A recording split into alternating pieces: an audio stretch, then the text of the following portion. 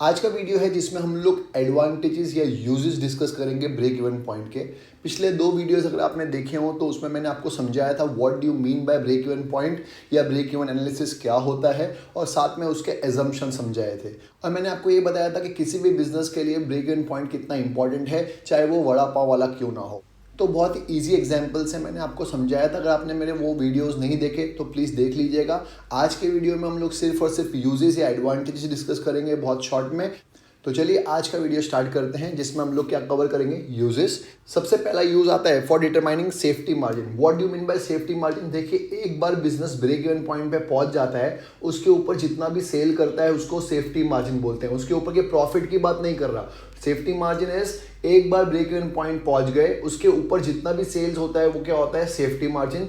जहां पे बिजनेस बोल सकते हैं हाश सेफ है हम लोग। तो इसका मतलब सेफ्टी मार्जिन पहले से ही बिजनेसमैन को पता होगा कि हाँ भाई, हम लोग यहाँ पे ब्रेक इवन पॉइंट पे पहुंच चुके हैं, इसके ऊपर जो भी किया है वो हमारा सब सेफ्टी मार्जिन है, उसमें प्रॉफिट छुपा हुआ है। क्योंकि ब्रेक इवन पॉइंट तक तो no profit no loss situation ही होती है। तो पहला यूज हो गया डिटरमाइनिंग सेफ्टी मार्जिन। दूसरा, to estimate the volume of sales needed to attain target profit. मतलब बिजनेसमैन पहले से ही टारगेट प्रॉफिट डिसाइड कर सकता है कि हाँ भाई, मुझे महीने में इतना प्रॉफिट तो कमाना ही है। अगर मुझे इतना प्रॉफिट कमाना है तो इतनी सेल्स करनी पड़ेगी, जो उसको पहले से ही पता होगा। मतलब हर एक बिजनेसमैन को पता होगा कि अगर उसको ये स्पेसिफिक अमाउंट कमाना है तो उसको कितनी सेल करनी पड़ेगी, ऑलरेडी पता होगा तो टारगेट मिल जाएगा, और टारगेट सेल्स मिल जाएगा तो उसके हिसाब से वो मेहनत कर सकता है। तो सेकंड एडवांटेज या सेकंड यूज क्या हो गया कि टारगेट प्रॉफिट तक पहुंचने के लिए कितनी सेल्स करनी है उसको एडवांस में पता ही होगी।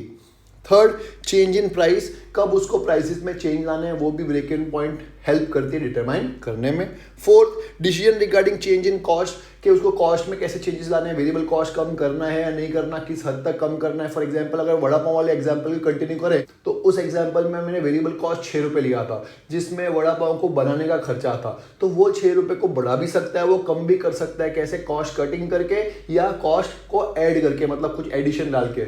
जैसे चीज़ वड़ा पाव बनाना है उसको, तो चीज़ डालेगा तो ऑफकोर्स कॉस्ट बढ़ जाएगी, तो सेलिंग प्राइस भी चेंज कर सकता है वो। तो कॉस्ट में चेंजेस कितने करने वो भी हेल्प करता है डिटरमाइन करने में break even point.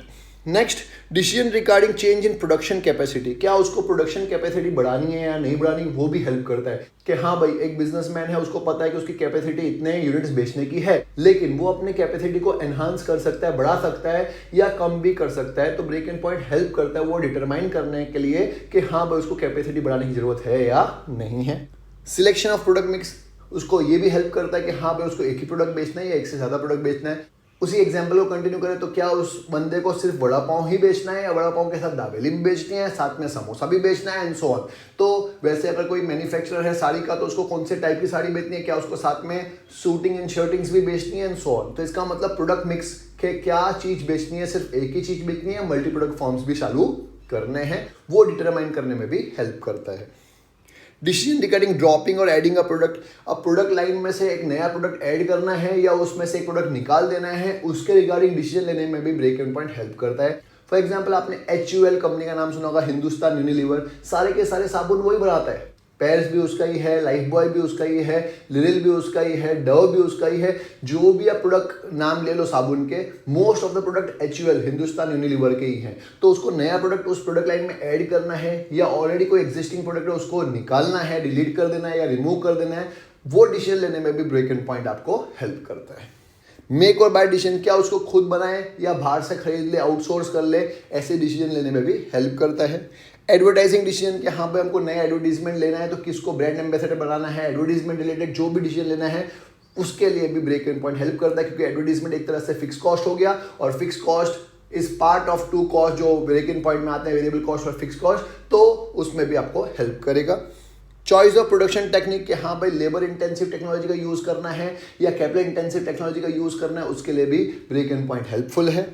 Overall improving the performance, और इसकी वजह से होगा क्या, बिजनेस की ओवरऑल प्रोडक्टिविटी बढ़ जाएगी, क्योंकि हमको पता ही है पहले से कि कितनी मेहनत करनी है और कितनी मेहनत हम लोग कर रहे हैं। और लास्ट में कुछ समझ में नहीं आता है तो अदर्स तो आ ही जाता है। तो लास्ट पॉइंट क्या आता है, हमेशा ही कोई भी आंसर हो अदर्स, तो अदर यूजेस भी होते हैं, वो उसके अंदर कुछ लिखने जैसा नहीं होता कि हाँ भाई, इसके अलावा ये बहुत सारे यूजेस होते हैं, खत्म।